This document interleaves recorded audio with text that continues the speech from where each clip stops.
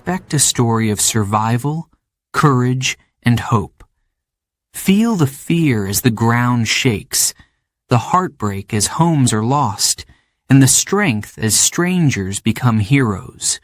Stay with us, because by the end, you'll know what it truly means to rebuild and never forget. Chapter 1. The City of Dreams. San Francisco in 1906. It was a city of noise, movement, and ambition.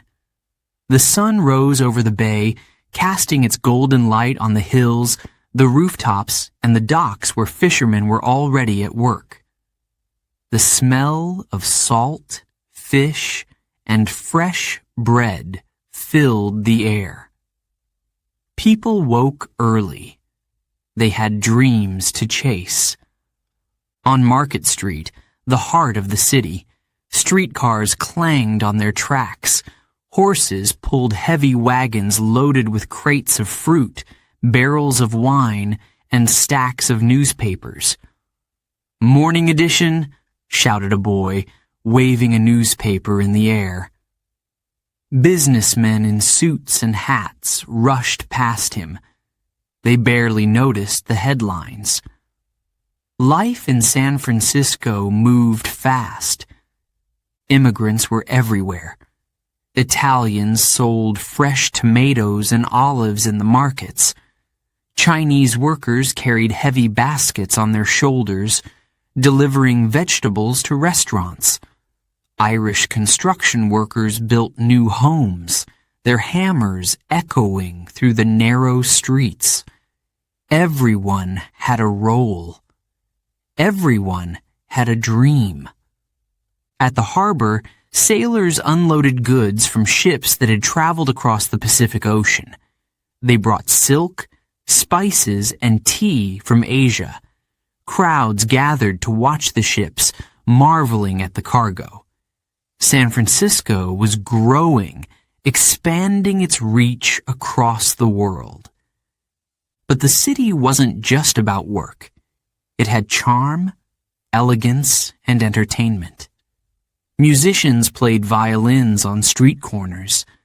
Men in bowler hats laughed as they walked past shops selling fine clothes and jewelry.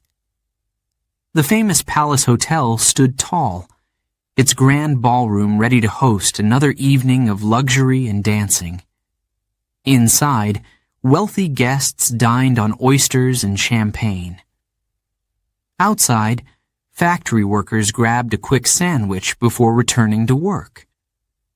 The rich and poor lived side by side, each carving out their own piece of the city. Theaters on Market Street buzzed with energy.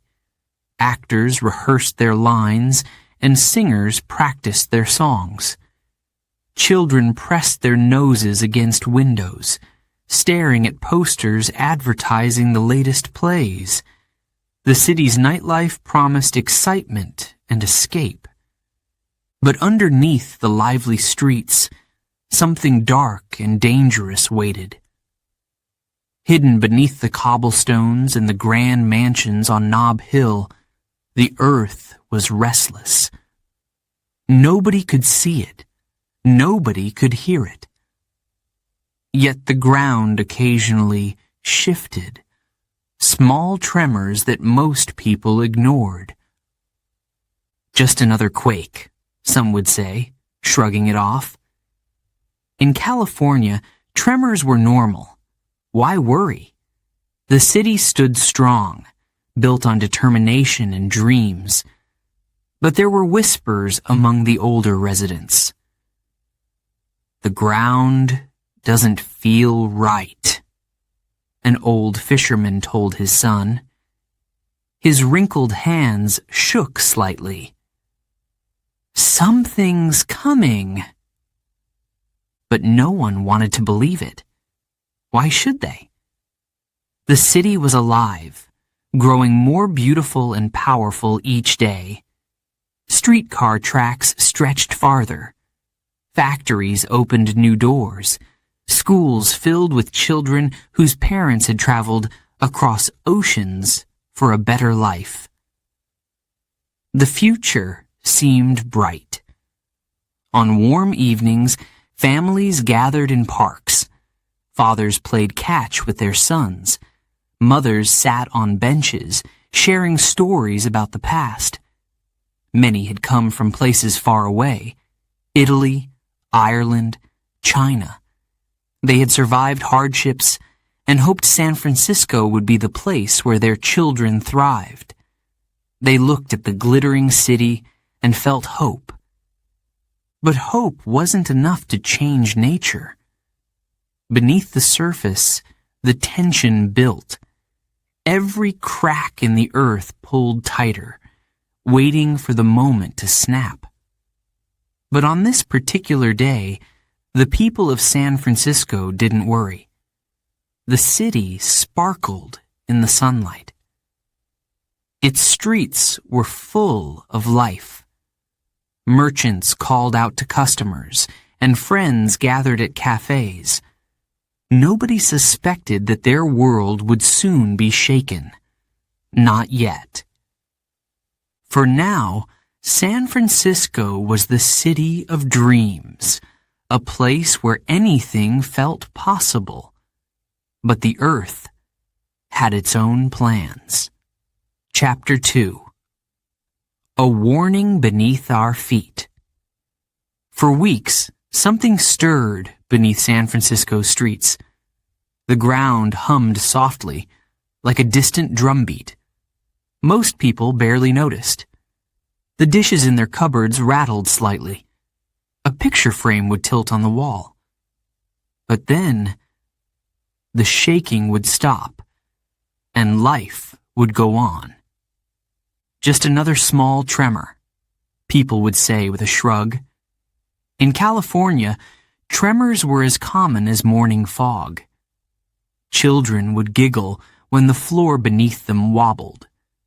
Bakers in their kitchens paused for only a second before kneading their dough again. No one was concerned.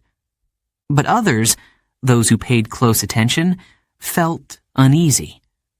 They noticed things that didn't feel right. The air, thick and heavy, had a strange stillness. Birds, usually noisy at dawn, were quieter. Dogs barked for no reason. Some refused to enter certain buildings. People whispered about animals acting strangely, but no one took it seriously. Old fisherman Tom spent his mornings by the bay, casting his line into the cool water. One morning, as he sat on the dock, he felt a sudden shiver in the wood beneath him.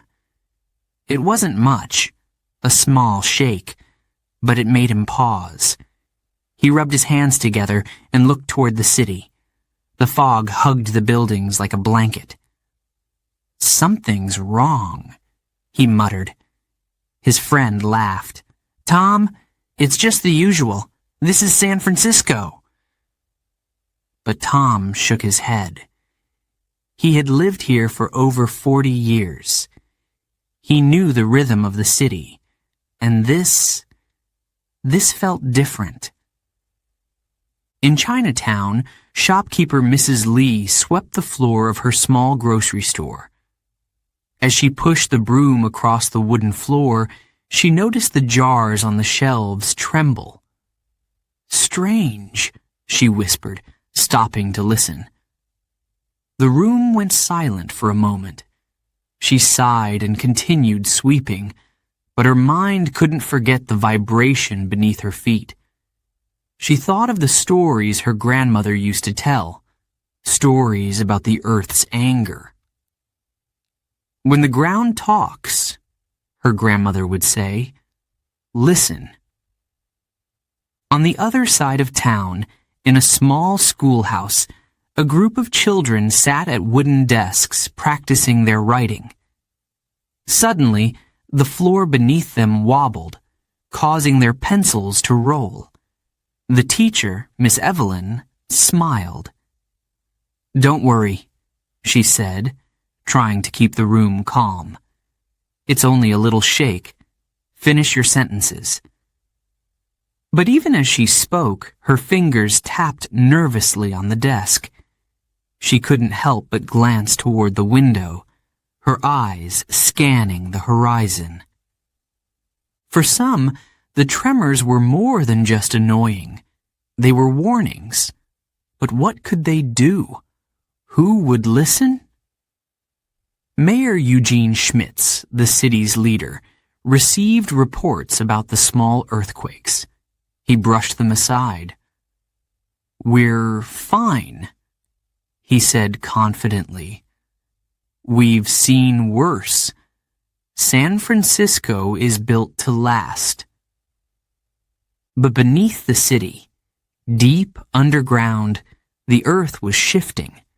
Rocks that had been locked together for years began to grind and press.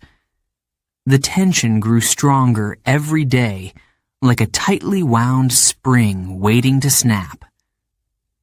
Scientists would later call this the movement of the San Andreas Fault, but back then, very few understood what was happening below. People carried on with their lives. Street vendors sold roasted peanuts and fresh oranges. Miners from nearby towns brought gold to the city banks. Women shopped for dresses in Union Square. But for those who sensed the warning signs, the uneasiness never left. One evening, as the sun dipped behind the hills, casting the city in a soft orange glow, a young couple walked along the beach. Their bare feet sank into the cool sand. They laughed and held hands, unaware of what lay ahead. But as they walked back toward the city, they noticed something odd. The waves lapped against the shore in a strange rhythm. Slower, softer, as if the ocean itself held its breath. In the heart of the city, gas lamps flickered to life. The streets began to quiet as people returned home. Windows were shut, doors locked, and lights dimmed. But as San Francisco slept, the earth didn't rest. It kept shifting, groaning, preparing. The small tremors grew stronger, though most wouldn't notice until it was too late. Mrs. Lee, lying in her bed, couldn't sleep that night. She stared at the ceiling, listening to the silence around her. "Why does the air feel so heavy?" she whispered. She thought of her grandmother's voice again. "When the ground talks, listen." A few blocks away, Old Tom tossed and turned in his cot near the dock. His fishing nets hung neatly on the wall, but his mind was tangled. He dreamed of giant waves crashing against the shore, of boats being tossed like toys in a bathtub. When he woke, he wiped the sweat from his brow and looked out the window. The water was calm. Too calm. In the distance, far below the city's surface, the tension reached its peak. The rocks that had held firm for so long were on the verge of release.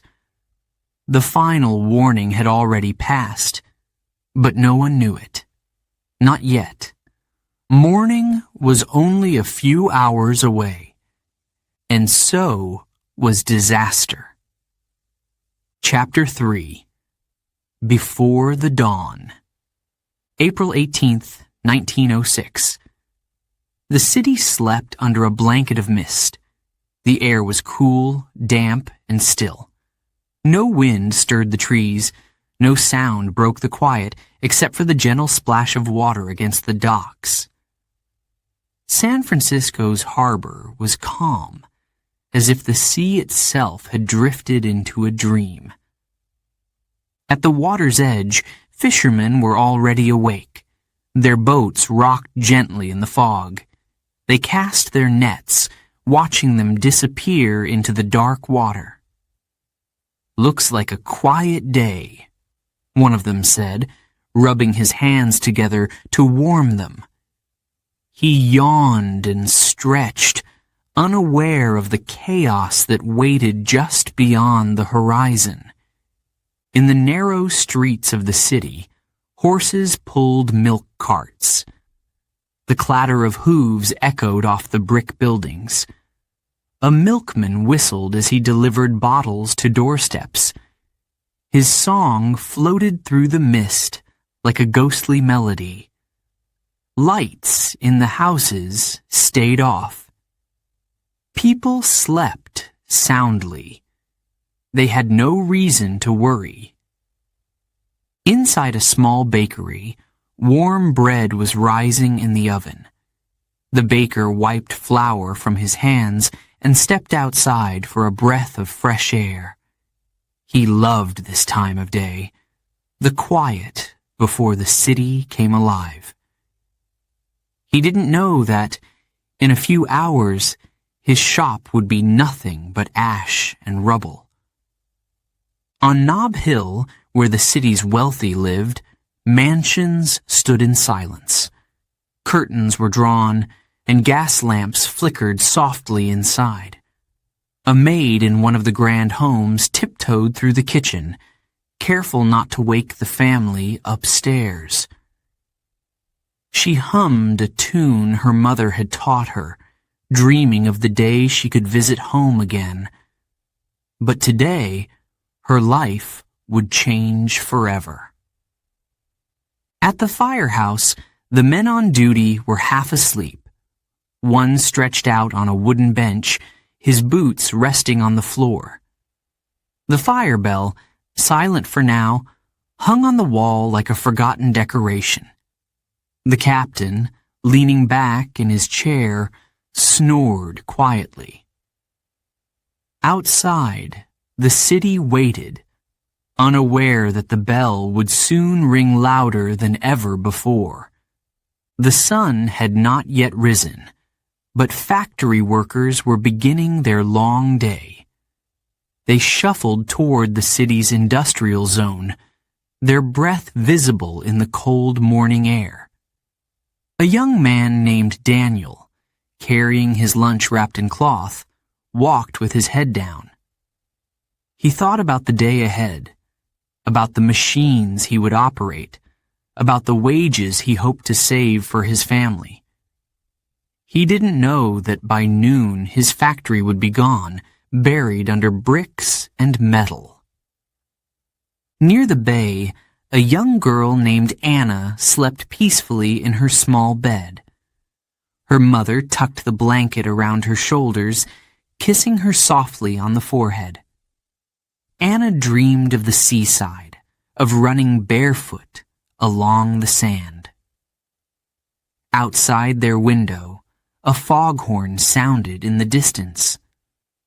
The mother smiled, unaware that her world was about to shatter. The city's famous cable cars, lined neatly along the tracks, sat waiting for their morning passengers. They were silent giants, their wheels at rest. Soon, they would carry businessmen, shoppers, and children through the hilly streets. But today, their journey would end early. By mid-morning, their tracks would be twisted, their wheels buried under debris. As the clock struck 5 a.m., the world remained peaceful. A dog barked once, then fell quiet. The smell of fresh bread drifted through the alleys. The bay stretched calmly into the distance, the mist still thick and heavy. It was the kind of morning that promised a normal day, the kind of morning that gave no hint of disaster. But deep beneath the city, the earth was waking. The pressure along the San Andreas Fault had reached its breaking point. For years, the ground had held this tension. Now, it could hold no longer. Rocks that had once fit together perfectly were slipping, cracking, grinding against each other.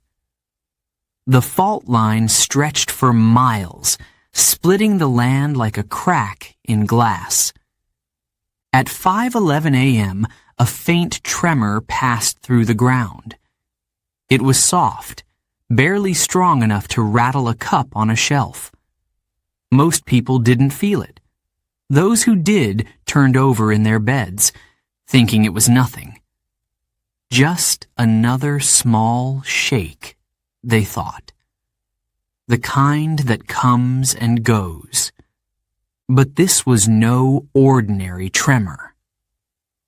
At 5:12 a.m., the earth roared to life. The ground didn't just shake, it bucked and twisted. Cobblestones cracked, buildings groaned as if alive. Horses screamed and reared up, their hooves slipping on the trembling streets.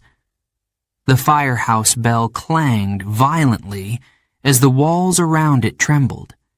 The sleeping firemen jumped to their feet. The captain shouted, "Get up! Get ready!" Glass shattered. Bricks tumbled. Families woke to the sound of falling furniture and cracking walls. Anna's mother grabbed her daughter, pulling her close as their small house swayed. The young girl cried, her eyes wide with fear. "What's happening, Mama?" she whispered. Her mother held her tighter. Daniel, just outside his factory, fell to the ground as the pavement shifted beneath him. He looked up and saw a brick wall collapse, sending dust and debris into the air. People ran in every direction, their voices lost in the deafening roar of destruction. In the harbor, fishermen dropped their nets. Their boats rocked wildly as the water churned. One man shouted, "Row to shore!" But the docks were splitting apart. Wooden planks cracked and sank beneath the waves. And above it all, the city itself seemed to scream. Roofs caved in. Chimneys collapsed. The grand mansions on Nob Hill, symbols of wealth and power, cracked like fragile porcelain. Fires sparked from broken gas lines. Smoke rose into the air, dark and thick. San Francisco had woken to its worst nightmare. The calm before the dawn was gone. And now, the battle to survive had begun. Chapter 4. The Earth Awakens. At 5:12 a.m., it began. The ground shuddered violently, as if some giant beast had awakened from a deep sleep. The noise was deafening, roaring like thunder, crashing like waves against cliffs. The earth twisted, cracked, and groaned under the strain. Streets that were once smooth now buckled and broke. Cobblestones shot into the air like thrown dice. On Market Street, a streetcar tipped to one side, its wheels squealing as they slid off the rails. The conductor gripped the handrail tightly. His face turned pale as glass windows shattered around him. "Hold on!" he shouted. Passengers screamed, their bodies thrown against the walls. In Chinatown, shopkeeper Mrs. Lee was thrown to the floor. Her shelves collapsed, spilling jars of rice and tea across the room. Pots clanged, bottles smashed, and the smell of soy sauce filled the air. She crawled under a table, covering her head as the walls trembled. "Stop. Please stop," she whispered, her voice shaking. But the earth didn't listen. On Nob Hill, the grand mansions of the wealthy trembled like fragile toys. A crystal chandelier in one home swayed wildly before crashing to the floor, its delicate pieces scattering like raindrops. The residents, dressed in silk nightgowns and robes, ran from their bedrooms. "Get outside! Now!" shouted one man, grabbing his wife's hand as the floor beneath them cracked. In a small wooden house near the docks, little Anna clung to her mother's neck. The walls around them groaned like an old ship in a storm. The wooden beams creaked as if they would snap at any moment. Anna sobbed. "Mama, I'm scared." Her mother held her tightly, whispering, "It's going to be okay, my love. Just hold on." But even she wasn't sure if they would make it out alive. Meanwhile, down by the harbor, the fishermen struggled to control their boats. The calm water had turned violent, tossing their boats like leaves in the wind. The docks split apart, wooden planks rising and falling with the motion of the quake. One fisherman fell into the churning water, gasping for air as his friends pulled him back into the boat. "Row to shore!" someone shouted, but the shoreline itself was breaking apart. In the city's factories, machines rattled and collapsed. Gears clanged, steam pipes burst, and sparks lit up the dim spaces. Workers ran for the exits, pushing through falling debris. Daniel, who had just arrived at the factory, was knocked off his feet as the floor shifted beneath him. He crawled toward the door, coughing as dust filled his lungs. When he looked back, he saw the roof cave in, burying the machines under piles of bricks and steel. His heart pounded. He had barely made it out. The firehouse was in chaos. The fire bell, once a symbol of order, now clanged wildly, uncontrolled. Firefighters stumbled as they put on their boots and helmets. "This isn't just a tremor," the captain yelled. "This is the big one." He pointed toward the fire engines. "Get ready! There will be fires!" They knew he was right. Broken gas lines were already hissing, waiting for the first spark. Gas lamps exploded in the streets, sending fire shooting into the air. Smoke rose in dark, heavy clouds. Flames danced across rooftops, leaping from building to building. The city's wooden structures, dry from the warm spring air, became easy fuel for the firestorm. People ran through the streets, dodging falling bricks and burning debris. Some carried their children. Others dragged blankets filled with whatever belongings they could grab. An older man with a cane limped down the street, coughing from the smoke. A stranger ran to his side, throwing the man's arm over his shoulder. "Come on, sir. We have to get you out of here." The old man nodded, tears streaming down his face. Behind them, his home collapsed in a cloud of dust. The clock tower in the city center, once a symbol of time and order, stopped ticking. Its face cracked, its hands frozen at 5:14 a.m., just 2 minutes after the quake began. But in those 2 minutes, the city had changed forever. Near a collapsed bakery, the baker lay trapped beneath a wooden beam. His leg throbbed with pain. He shouted for help, but his voice was lost in the chaos. Flames flickered dangerously close to him.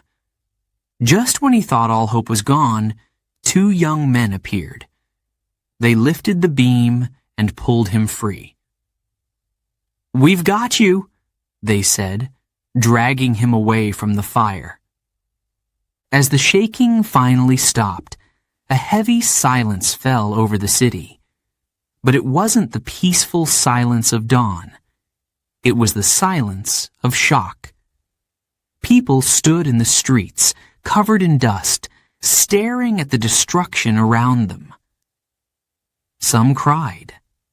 Others were too stunned to speak. Little Anna clung to her mother's dress, her small hands trembling. "Is it over?" she asked. Her mother looked around at the broken buildings, the rising smoke, the injured neighbors. She didn't know what to say. Tears filled her eyes, but she forced a smile. "For now, sweetheart, but we have to be brave." From the hills, the view of the city was terrifying. Fires spread rapidly, painting the sky with a dark orange glow. The once bustling streets were now filled with rubble. And somewhere beneath the ruins, people were trapped, waiting for help. The earthquake had ended, but the disaster was far from over. The city of dreams was now a city of survival. Chapter 5. The Firestorm Begins. As if the earthquake wasn't enough, the fires took over. It started small. Sparks leapt from broken gas pipes, dancing in the air. One spark landed on a pile of fallen wood. Another found a curtain, torn and hanging from a shattered window. Within seconds, the fabric burst into flames. The fire crawled up the walls like a hungry animal. In moments, it reached the roof and exploded outward. Smoke filled the sky. "Fire!" someone shouted, their voice echoing down the street. People turned to look, their eyes wide with fear. They had barely escaped the earthquake. Now they had to escape again. On Market Street, flames jumped from one building to the next. Broken windows and crumbling walls made it easy for the fire to spread. A store filled with fabric and clothes became a furnace. The fire swallowed it whole, sending black smoke pouring into the street. Men, women, and children ran, coughing and covering their faces with their sleeves. A mother pulled her two sons close, shouting, "Don't stop! Keep going!" Behind them, a building collapsed in a shower of sparks. The fire roared louder than the screams of the fleeing crowd. At the firehouse, the bell rang continuously. The firefighters, covered in dust from the quake, were already exhausted. But they didn't stop. They raced toward the fires with hoses and axes, their faces set with determination. Captain James wiped the sweat from his brow as he shouted orders. "Over there! Block that street! Don't let the fire spread past this point." But it was spreading faster than they could fight it. Broken water mains from the earthquake meant many hydrants were dry. The firefighters connected their hoses, but only a trickle of water came out. One man kicked the ground in frustration. "We need more water!" he yelled. But the city's lifeline had been cut. In Chinatown, the flames consumed everything in their path. Mrs. Lee stood in front of her shop, watching it burn. Tears streamed down her face as she clutched a small wooden box to her chest. Inside were family photos, letters from her mother, and the last of her savings. She had escaped with only this, and her life. A neighbor pulled her arm. "We have to go," he cried. She nodded, her heart breaking as she turned away from everything she'd built. Near the docks, the fire burned through warehouses filled with goods waiting to be shipped. Barrels of oil exploded, sending fireballs into the sky. Fishermen, who had escaped the violent waters during the quake, now watched as the flames consumed the harbor. One man dropped to his knees, his hands shaking. His boat, his only source of income, was gone. As dawn broke, the city was hidden under a thick blanket of smoke. The rising sun turned the sky a dark orange, casting an eerie glow over the destruction. Ash rained down like snow, covering the streets, the rooftops, and the people running for their lives. Anna and her mother stumbled down the hill, their faces dirty with ash and tears. Anna clung to her doll, the only thing she had saved from their home. "Mama, will our house be okay?" she asked, her voice barely above a whisper. Her mother didn't answer. She couldn't. Their house was already gone, swallowed by the flames. But she couldn't tell Anna that. "We'll be fine," she whispered, holding her daughter's hand tightly. Firefighters used dynamite to destroy buildings in the fire's path. The hope was that, by removing fuel, the fire would have nothing to burn. The explosions shook the ground, adding to the chaos. But even this desperate tactic didn't work. The wind picked up, carrying embers across the city. New fires ignited wherever the embers landed. On Nob Hill, the grand mansions were now in the fire's path. The rich, who had once watched the destruction from their balconies, now packed their carriages with whatever valuables they could carry. One man, dressed in a silk robe, tried to load paintings into his carriage. A servant tugged his sleeve. "Sir, we have to leave now." The man dropped the painting and climbed into the carriage, tears streaming down his face as the flames closed in. By midday, the fire covered more than 500 city blocks. Churches, schools, theaters, and businesses were gone. Entire neighborhoods had been reduced to piles of ash and rubble. The fire showed no mercy. It didn't care if you were rich or poor, young or old. It devoured everything. At the edge of the city, Daniel sat on the ground, watching the smoke rise into the sky. His factory was gone. His job was gone. Everything he had worked for had disappeared in a single morning. He clenched his fists, feeling the weight of hopelessness settle over him. But then he looked around and saw others, men, women, and children, who had lost even more. People who didn't have homes to go back to. People who didn't even have shoes on their feet. He stood up. He couldn't give up. Not now. The fire raged on through the night, but by the next morning, the city's spirit had not been destroyed. Survivors gathered in parks and open spaces, sharing food, blankets, and stories. They comforted one another. Strangers became friends. The fire had taken their homes, but it hadn't taken their will to survive. The firestorm had tested them, but they would fight back, together.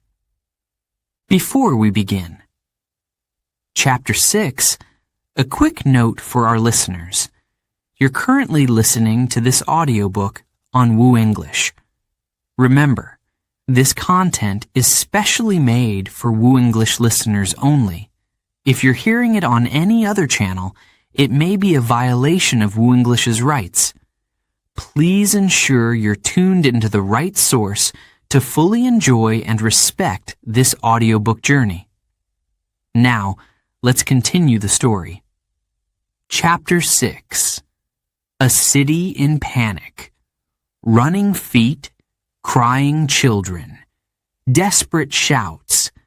The streets of San Francisco, once filled with laughter and music, were now filled with chaos. People ran in every direction, pushing past one another. The rich and the poor, the young and the old, all were equal in their fear. Dust covered their faces. Tears streamed down their cheeks. A young woman, barefoot and trembling, carried a baby wrapped in a blanket. The child wailed, its tiny fists clenched in fear. "Hush, my love," the woman whispered, though her own voice shook. Her eyes darted left and right, searching for a place. Any place that felt safe. Behind her, flames leapt from rooftops. Sparks rained down like fireflies. Nearby, a man in a torn suit waved his arms, shouting, "This way! To the park!" His voice was drowned out by the noise of crumbling buildings and panicked cries. He grabbed the hand of an elderly woman struggling to walk. "I'll help you," he said, pulling her along as she stumbled over broken stones. In Union Square, families huddled together on the grass. They clung to one another, some praying, others silent. Children cried, their small hands gripping their mothers' skirts. An old man, sitting alone, stared at the rising smoke, his eyes filled with disbelief. "I built my home with these hands," he murmured, showing his blistered palms. "Now it's gone." At the edge of the park, a boy no older than 10 sat on the ground, clutching a toy horse. He rocked back and forth, whispering, "Papa will find me. Papa will find me." His voice was soft, but his eyes were wide with fear. A kind woman knelt next to him, placing a hand on his shoulder. "We'll find him together," she promised. The docks were no safer. Crowds gathered near the water, hoping to escape by boat. Fishermen tried to steer their vessels through the waves, but the broken harbor made it difficult. A man in a wool coat shouted, "Make room!" "Let the children board first." People pressed against him, desperate to get on. The boat rocked dangerously, nearly tipping into the sea. A horse, wild with fear, bolted down the street, its hooves striking sparks on the cobblestones. Its owner, a young boy, chased after it, screaming its name. "Milo! Milo, come back!" But the horse disappeared into the smoke. The boy collapsed to the ground, sobbing. A passing stranger helped him to his feet. "Come on, son. We need to get you out of here." Daniel, covered in soot, stumbled down the street, his lungs burning from the smoke. He had spent the morning helping neighbors escape their collapsing homes. Now he could barely stand. His legs trembled as he leaned against a wall. But when he saw a woman trapped under a fallen wooden beam, he forced himself forward. "Hold on," he said, coughing. He used all his strength to lift the beam just enough for her to crawl out. She gasped for air, tears streaming down her face. "Thank you," she whispered. Daniel nodded, too exhausted to speak. In the chaos, Acts of kindness flickered like small lights in the dark. A baker handed out loaves of bread to hungry families. A doctor, his hands shaking, bandaged wounds with strips of cloth torn from his own shirt. A group of boys carried buckets of water, though they knew the fires were too large to stop. "We have to try," one of them said. But was anywhere truly safe? Even the open fields had their dangers. Smoke drifted through the air, making it hard to breathe. Ash fell like snow, covering the grass. People lay on blankets, coughing and wiping their eyes. Mothers rocked their babies, singing lullabies to calm them. Fathers built makeshift tents from blankets and broken boards. But the fear never left their eyes. Near the Mission District, Anna sat with her mother under a tree. The doll she had clung to was gone, lost during the escape. She sniffled, resting her head on her mother's lap. "When will we go home, Mama?" she asked softly. Her mother stroked her hair, swallowing the lump in her throat. "Soon, my love," she whispered. "We just need to be patient." But she knew their home was likely gone. The city's leaders tried to restore order. Soldiers patrolled the streets, their boots pounding against the pavement. They shouted commands, urging people to stay calm. "Move to the camps! Stay together!" But even the soldiers looked worried. They had never seen destruction like this. At a temporary shelter in Golden Gate Park, a group of volunteers handed out blankets and bowls of soup. Some people cried with relief as they sat down to eat. Others stared blankly into their bowls, too overwhelmed to think of food. A young girl shared her bread with a stray dog that had wandered into the camp. The dog wagged its tail, offering a brief moment of comfort in the midst of chaos. As night fell, the fires continued to burn. The glow of the flames lit up the sky, casting long shadows across the city. People lay on the ground, huddled together for warmth. Some whispered prayers, others simply held hands, finding strength in each other. The panic was far from over. Many wondered if it ever would be. But for now, they had survived the day. They had escaped the worst of the destruction. And although their city lay in ruins, the spirit of its people was not broken. Tomorrow would bring new challenges, but tonight, under the smoky sky, they held on to hope. They had to. Chapter 7. Survivors Speak. "The ground felt like it wanted to swallow us whole," said Maria, her voice trembling as she recalled that morning. She sat on a bench in Golden Gate Park, her hands clasped tightly in her lap. Around her, children played, unaware of the pain hidden in her memories. She closed her eyes and took a deep breath.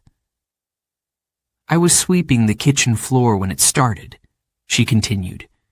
"At first, I thought it was just another small quake, but then the floor moved, like a wave beneath my feet." She shivered. "The pots fell. The walls cracked. I heard people screaming upstairs. My first thought was, I need to get my son." Her son, only 4 years old, had been sleeping in their small apartment above the bakery where she worked. Maria wiped her eyes. "I ran up the stairs, but the staircase was shaking so badly I thought I'd fall.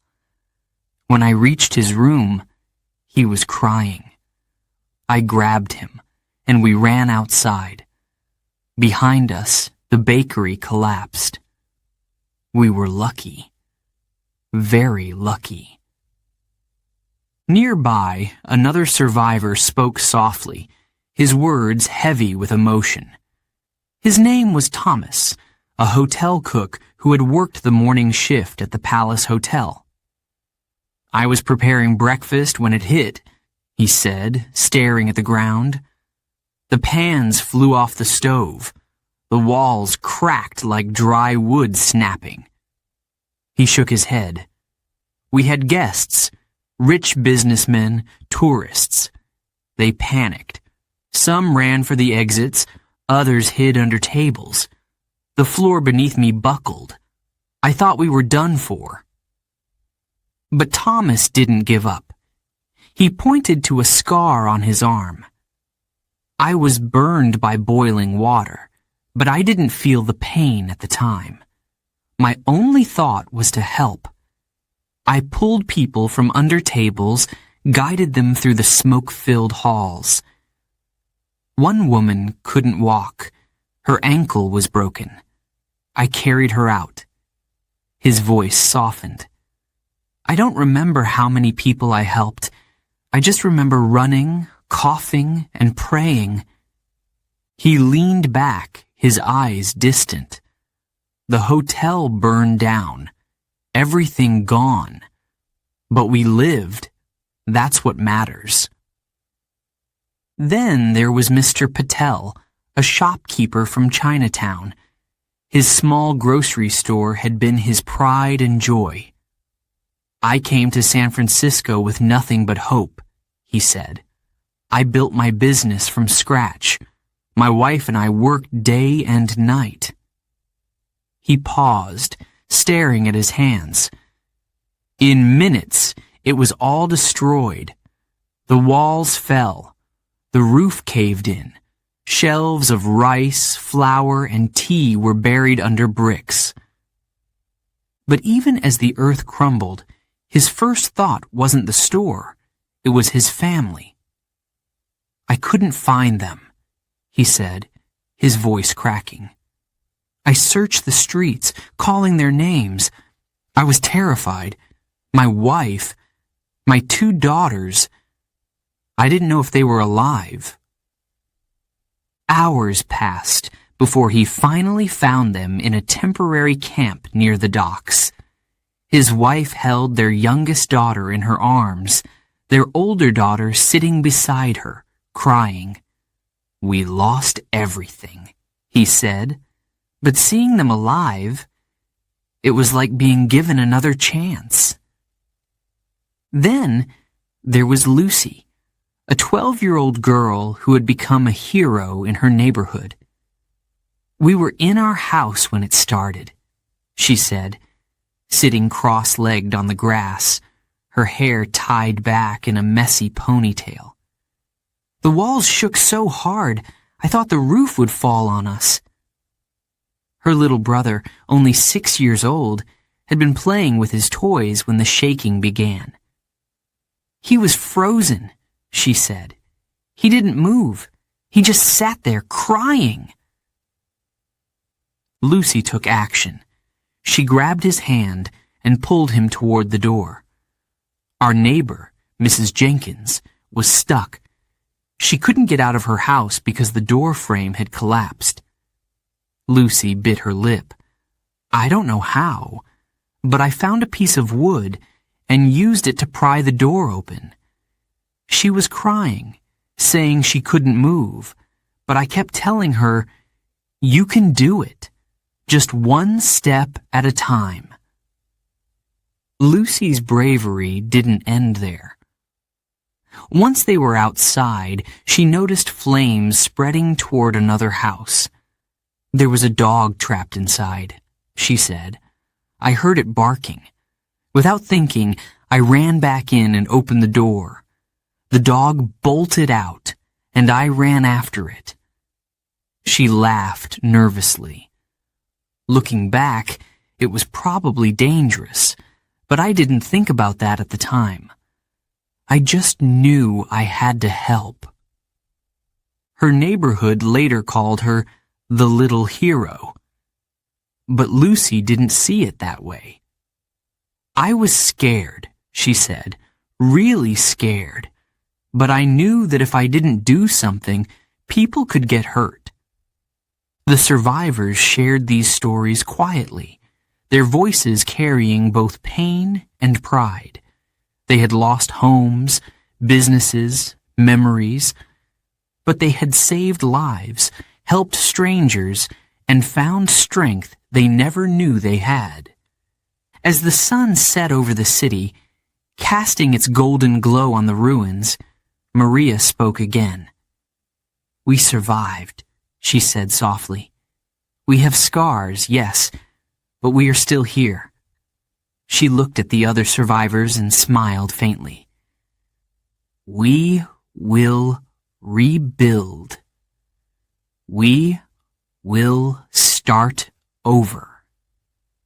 And in that moment, under the smoky sky, they all knew one thing. The city may have fallen, but its spirit had not. Chapter 8. The Aftershock. Just when they thought it was over, the morning had been filled with chaos. Families escaped the fires, carrying only what they could. The ground had stopped shaking, and people believed they had survived the worst. They gathered in camps, huddled under blankets, in parks, on hills, and by the waterfront.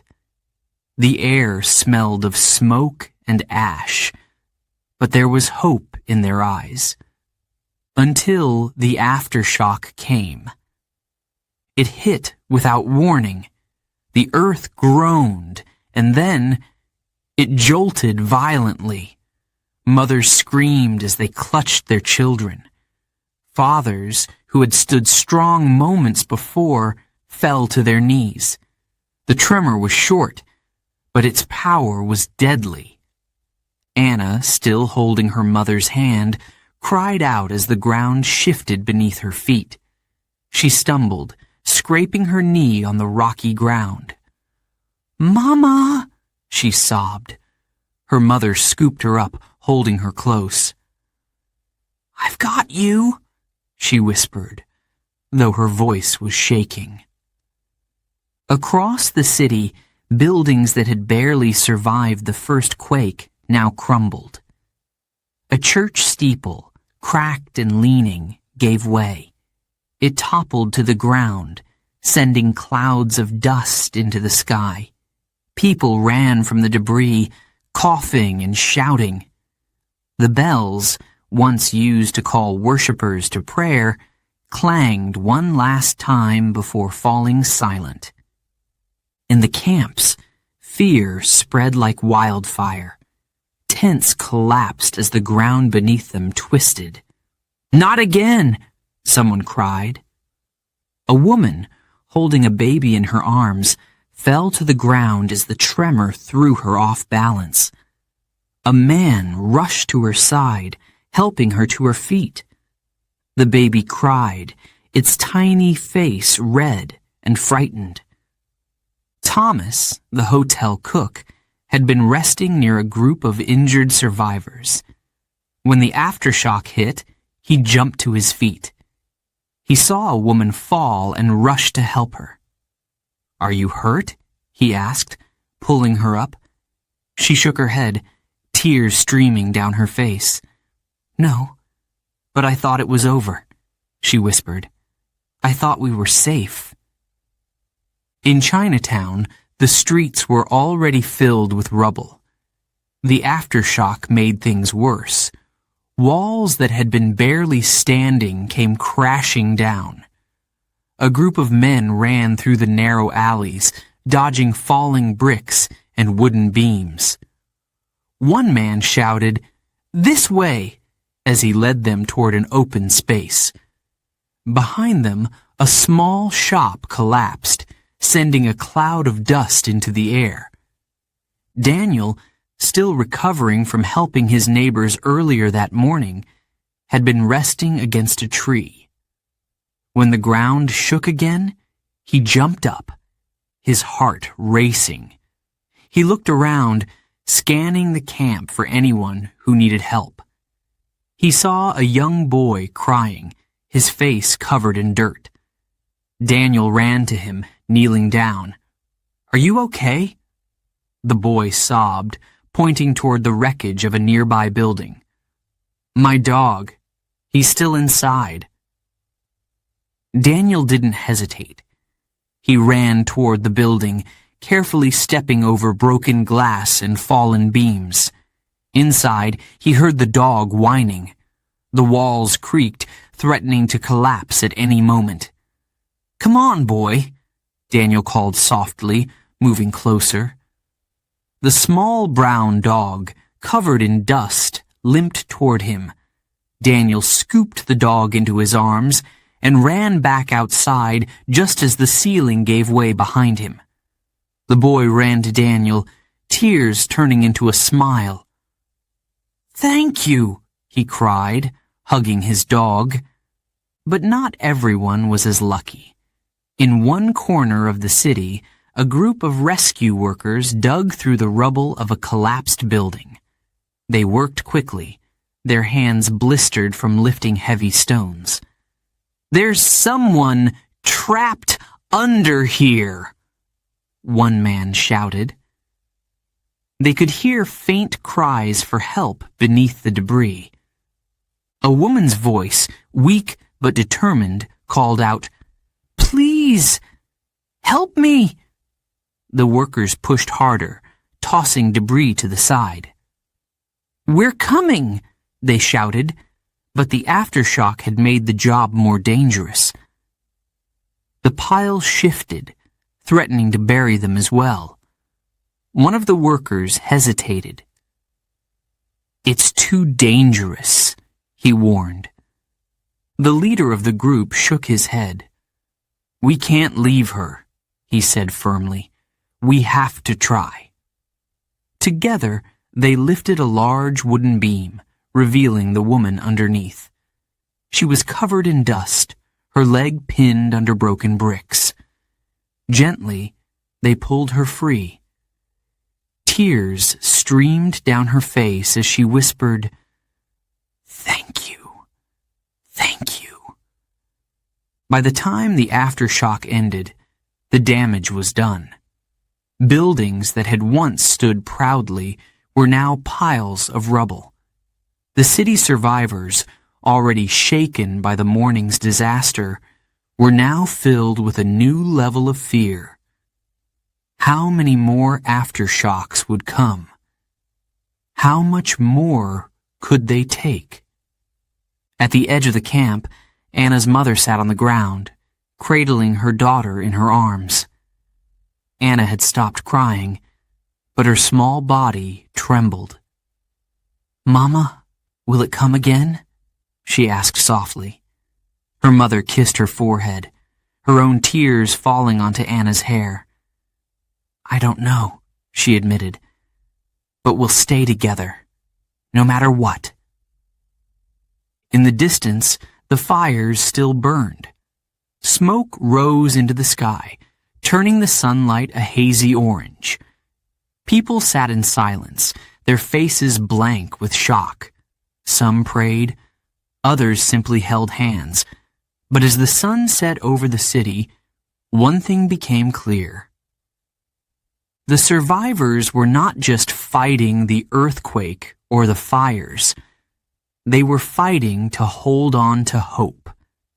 And hope, though fragile, was still alive. Chapter 9. The Spirit of Hope. Amid the ashes, something beautiful began to grow.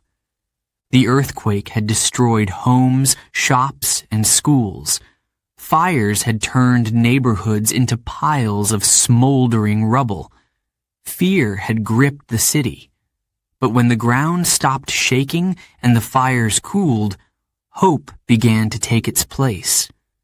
In the open fields of Golden Gate Park, families huddled together under makeshift tents made from blankets and broken wood. They had lost everything, but they hadn't lost their will to survive. Despite their hunger and exhaustion, people found strength in each other. Maria sat on the grass, holding her son close. The boy, only 4 years old, cried softly. "I want to go home," he whispered. Maria wiped the tears from his cheeks and kissed his forehead. "I know, my love," she said gently, "but we're safe here. That's what matters." She looked around at the other families sitting nearby. Some cried, others whispered quietly to one another. But despite the sadness, Maria noticed something else. People were helping one another. A man walked through the camp, handing out small pieces of bread. His clothes were torn, and his hands were dirty, but he smiled as he gave food to children. "It's not much," he said, "but it's something." When he reached Maria, she took the bread and thanked him. "Bless you," she whispered, breaking the piece in half to share with her son. Nearby, Daniel worked with a group of men to set up a large tent for the injured. His muscles ached, and his shirt was soaked with sweat, but he didn't stop. "Over here," someone shouted, waving him over to help lift a wooden pole. Together, they secured the tent and began laying blankets on the ground. Inside, doctors and nurses worked tirelessly. They bandaged wounds, treated burns, and comforted the frightened. One doctor, his eyes heavy with exhaustion, knelt next to a young girl with a broken arm. "Does it hurt, sweetie?" he asked softly. She nodded, tears streaming down her face. He smiled gently and said, "You're very brave. We'll fix you up." He worked quickly, wrapping her arm in a makeshift cast. Outside the tent, neighbors who had never spoken before were now working side by side. An elderly woman handed out cups of water to passing children. A young man used a shovel to clear debris from a path, creating a safe walkway through the camp. A woman who had lost her home sat by the fire, knitting a scarf from scraps of yarn she had salvaged. "It keeps my hands busy," she explained to those watching her. "And maybe someone will need it when the nights get colder." Lucy, the 12-year-old girl who had saved her brother and their neighbor during the quake, was now helping again. She walked through the camp with a bucket of water, offering sips to anyone who needed it. When she saw a boy sitting alone, crying, she knelt down beside him. "What's wrong?" she asked. He wiped his nose and looked at her. "I can't find my dog," he whispered. Lucy's heart ached. She placed a hand on his shoulder.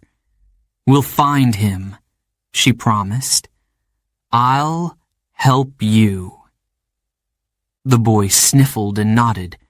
Together, they walked through the camp, asking anyone if they had seen the missing dog. Finally, near the edge of the camp, they heard a familiar bark. The boy's face lit up as he ran to his dog, wrapping his arms around the small brown animal. "You found him!" he cried, looking back at Lucy with a wide smile. "Thank you." Acts of kindness spread like ripples in a pond. People who had lost everything gave what little they could. A man who had saved a bag of rice shared it with his neighbors. A woman who had found a crate of apples handed them out to hungry children. Laughter, though rare, began to return to the camp. As night fell, The survivors gathered around fires for warmth, the glow of the flames reflected in their tired eyes. Some shared stories about their homes, their families, and their memories of better times. Others sang softly, their voices blending with the crackling fire. Thomas, the hotel cook who had saved several guests during the quake, sat next to an elderly man. The man held a small photograph in his hands, staring at it silently. "Is that your family?" Thomas asked gently. The man nodded, his lips trembling. "My wife, my daughter," he whispered. "They're gone." Thomas placed a hand on the man's shoulder. "I'm so sorry," he said, "but you're not alone. We're all in this together." The man wiped his tears and managed a small smile. "Thank you," he said softly. "That means more than you know." Around one fire, a group of children laughed as they roasted small pieces of bread on sticks. Their laughter was a reminder that, even in the darkest times, life continued. Hope continued. The mayor of the city, standing on a hill overlooking the camp, watched the scene below. His heart was heavy with the weight of the destruction. But seeing people share food, build tents, and comfort one another filled him with a sense of pride. "We will rebuild," he whispered to himself. "This city will rise again."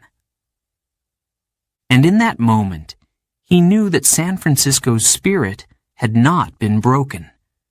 The survivors were tired, hungry, and grieving, but they had something that could never be destroyed: hope. Together, they would heal. Together, they would rebuild. And together, they would prove that even in the face of disaster, humanity could shine its brightest. Chapter 10. Rebuilding from Ruin. As the smoke cleared, reality set in. The city they once knew was gone. Streets were filled with broken bricks, twisted steel, and piles of ash. More than 80% of San Francisco had been destroyed. Churches, schools, homes, all reduced to rubble.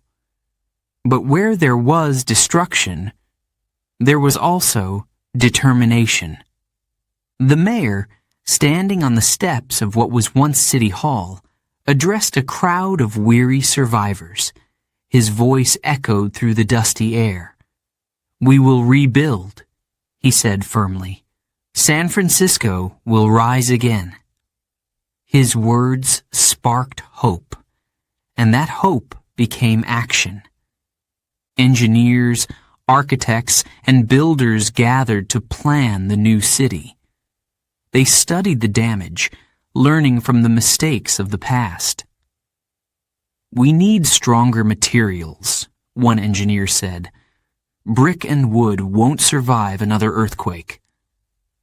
They decided to use steel and reinforced concrete for future buildings.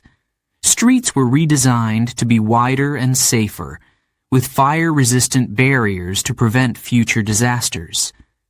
It wasn't easy. Supplies were scarce.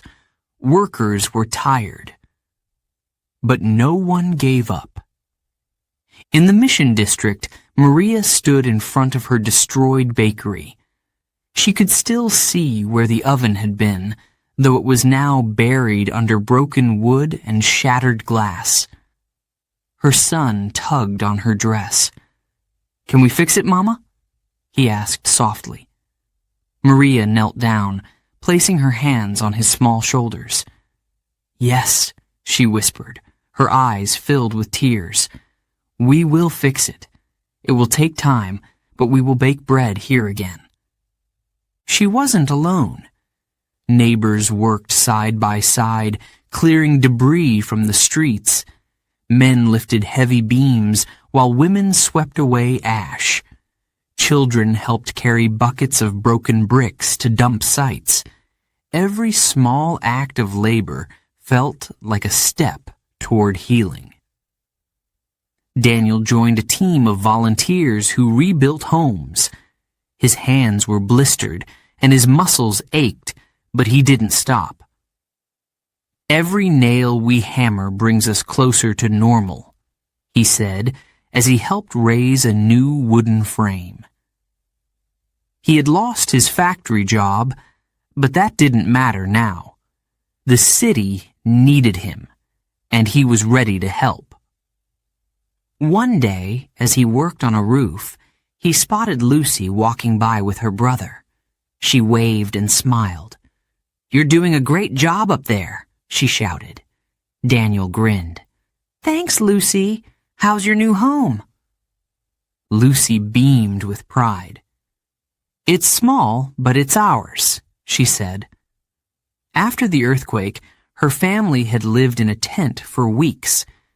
But with the community's help, they had built a small wooden house. "My brother has his own room now," she added with a laugh. "He says it's better than the old house." At Golden Gate Park, where thousands of people had once camped, the tents began to disappear.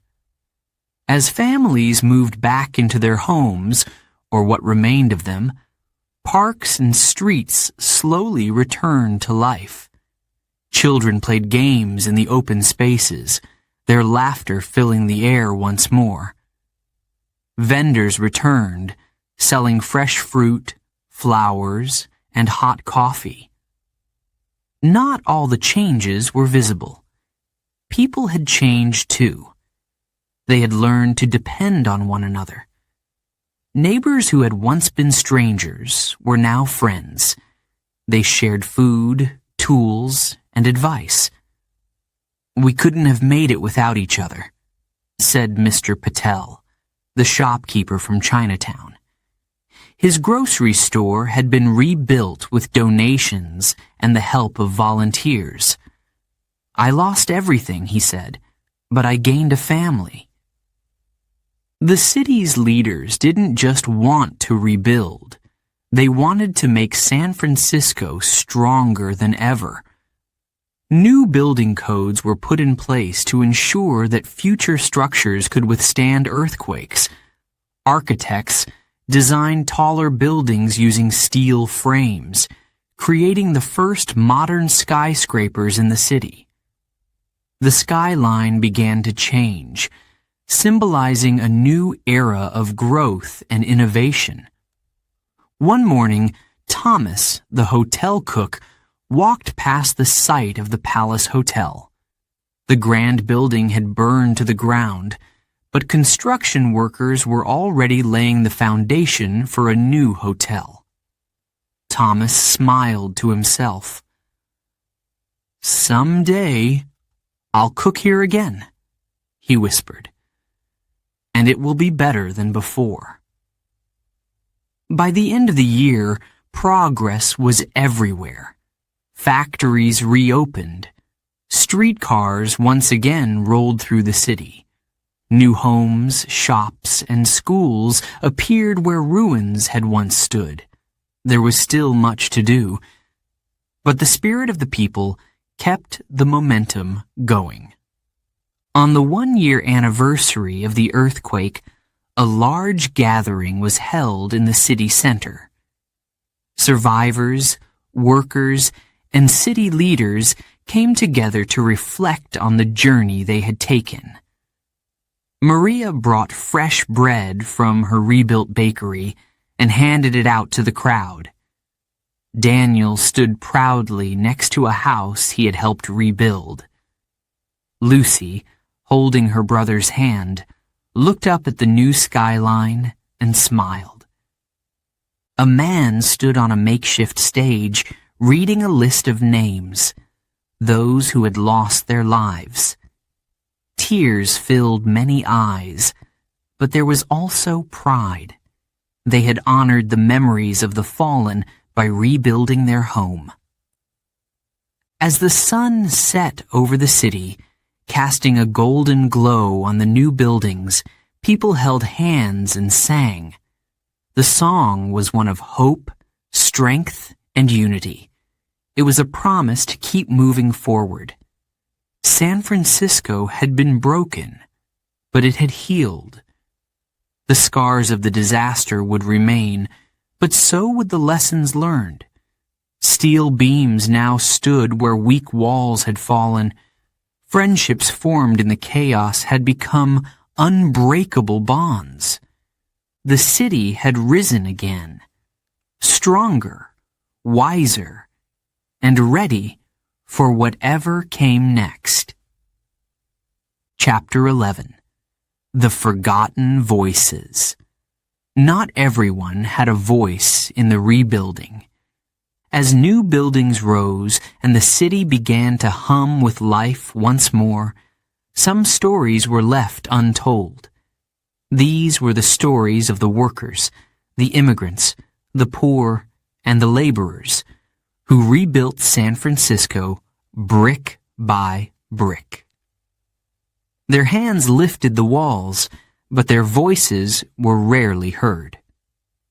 In Chinatown, Mr. Lee stood with a shovel in his hands. His back ached, and his fingers were raw from digging. He wiped the sweat from his brow, leaving a streak of dirt across his forehead. Around him, other Chinese workers cleared debris from the streets, filling carts with broken bricks and splintered wood. "We do the dirty work," Mr. Lee said, pausing for breath, "but no one will thank us." The Chinese community had suffered greatly. Their homes were destroyed, and many businesses were gone. When the city's leaders made plans to rebuild, Chinatown was almost erased from the map. Some officials wanted to move the Chinese residents to the outskirts of the city, far from the new downtown. But the community resisted. "This is our home," said Mrs. Lee, standing proudly in front of her damaged shop. "We've worked too hard to be pushed out." They fought for their place, and they won. Slowly, Chinatown came back to life. But it wasn't easy. Men like Mr. Lee worked long hours for little pay. They carried heavy stones, mixed cement, and built the city's walls while sleeping in small, crowded tents. Despite the hardships, they didn't stop. "We're building more than buildings," Mr. Lee said quietly. "We're building a future for our children." Across the city, Italian laborers also played a key role in the rebuilding. Many of them were stone masons and carpenters. Antonio, a young Italian man, had only arrived in San Francisco 2 years before the earthquake. He had come seeking a better life, but now his dreams felt far away.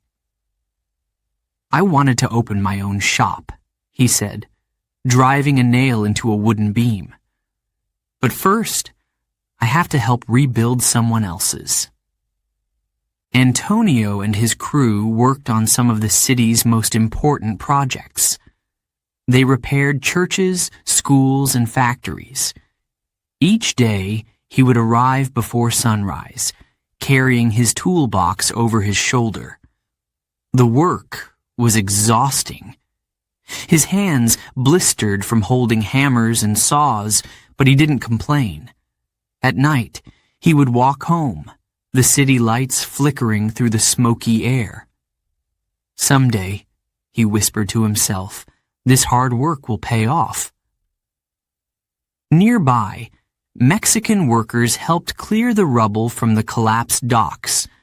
They worked under the hot sun, lifting heavy beams and loading them onto wagons. Many of them had been fishermen before the disaster, but now they were builders and laborers. One worker, Miguel, recalled the day the earthquake struck. "I lost my boat," he said softly. "It was my life, but I can't sit and cry about it. I have to rebuild." Miguel and his friends often worked without proper equipment. Their gloves were worn, their shoes thin, but they kept going. When the day's work ended, they would gather around small fires, sharing what little food they had. "We help each other," Miguel explained, "because no one else will." Women played a crucial role too, though their contributions were often overlooked. Maria, who had once baked bread for her neighborhood, now cooked for the workers rebuilding the streets. She set up a small kitchen near a construction site, using a large pot to make soup. "They need strength to keep working," she said, stirring the pot. The smell of garlic and onions filled the air, bringing comfort to those who passed by. Many immigrant women also took on sewing and laundry jobs, mending clothes and washing uniforms for the firefighters and rescue workers. Others became nurses, treating injured laborers who couldn't afford a doctor. They didn't expect recognition, but they knew their efforts mattered. "We are holding this city together," Maria said, "even if no one sees it." Despite the lack of acknowledgement, the workers found moments of triumph. One day, as Antonio helped finish the roof of a school, he looked out over the city. The sun was setting, casting a golden light over the skyline. "We did this," he whispered to himself. "We built this with our hands." He smiled, feeling a rare sense of pride.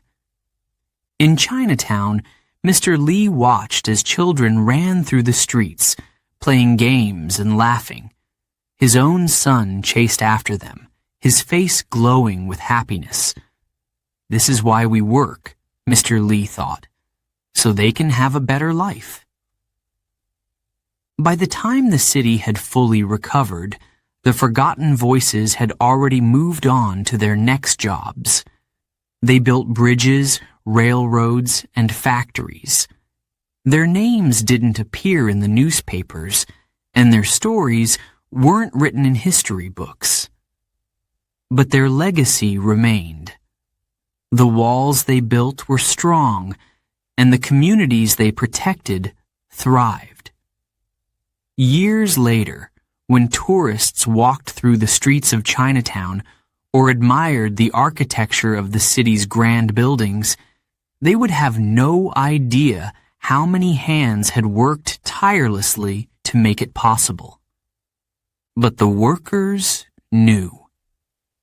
And that was enough. Chapter 12. The Legacy of 1906. San Francisco did rise again, but at a cost. The new city sparkled with modern buildings. Streets were wider, cleaner, and safer. Skyscrapers reached for the sky, their steel frames standing strong against future earthquakes. Parks were filled with laughter once more. Streetcars clanged along the tracks, and the harbor bustled with life. But beneath the surface of this rebuilt city, scars remained. Scars of loss, survival, and the people who never came back. In the heart of the city, a memorial stands tall. Names are carved into stone, names of those who were lost. Flowers are placed at its base every year, reminders that the memories have not faded. We survived, we rebuilt, and we will never forget. The inscription reads. People pass by it on their way to work, pausing for a moment of reflection. Maria visits the memorial every April.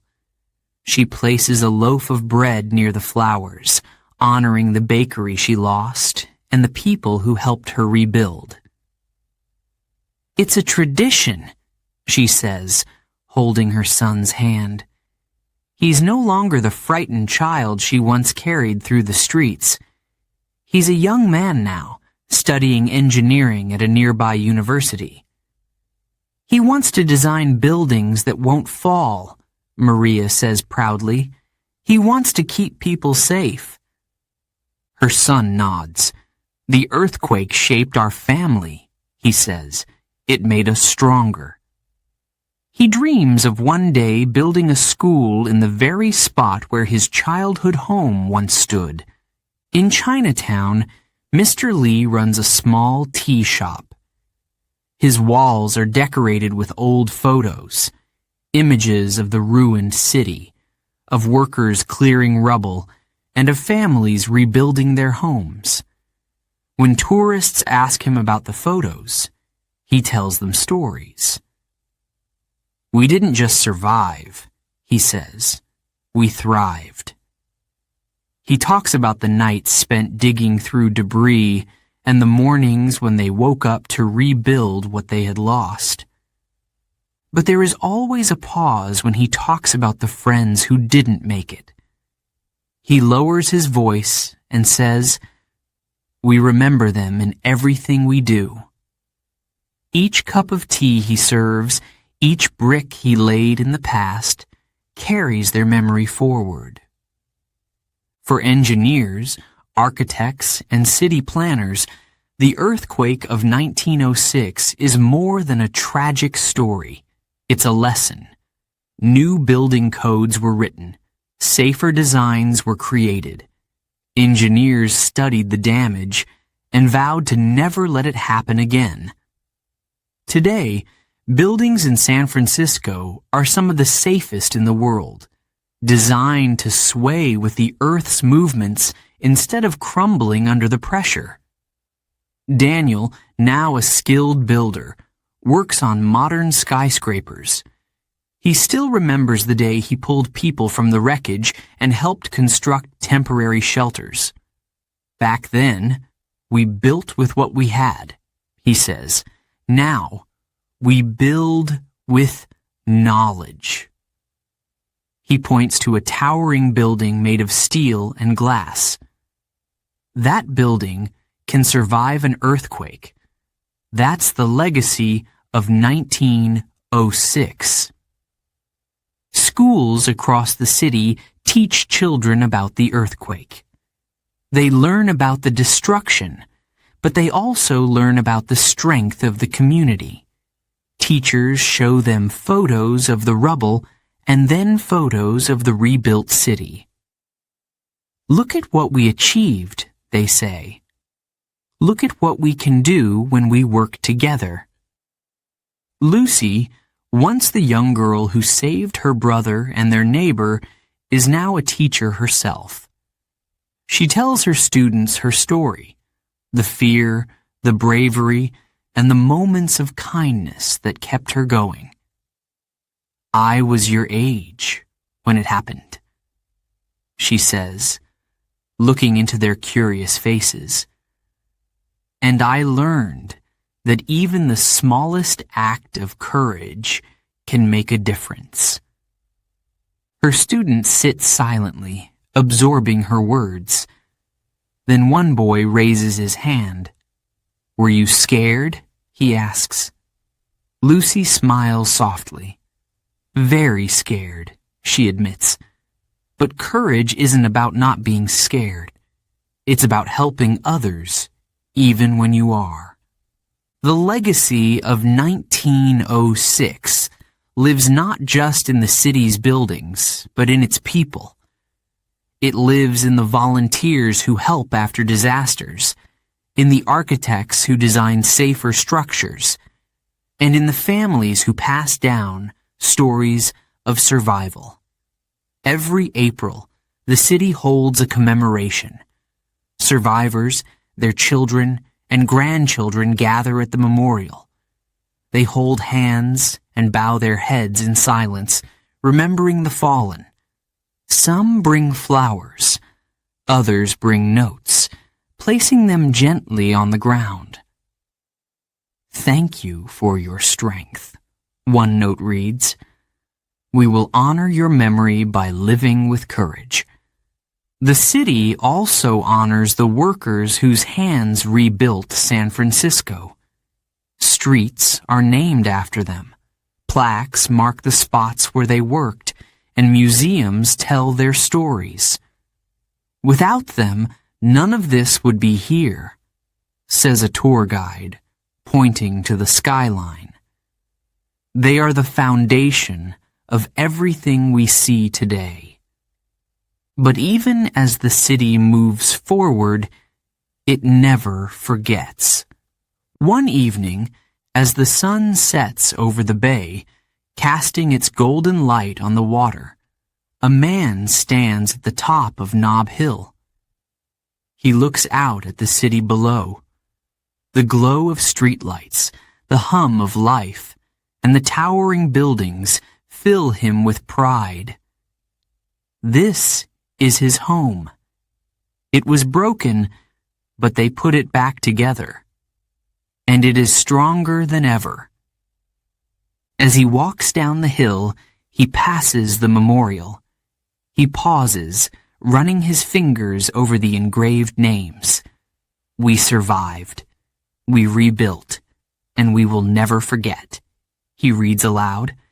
His voice is soft, but in the quiet evening air, it carries far. And in that moment, the city, once again, feels alive.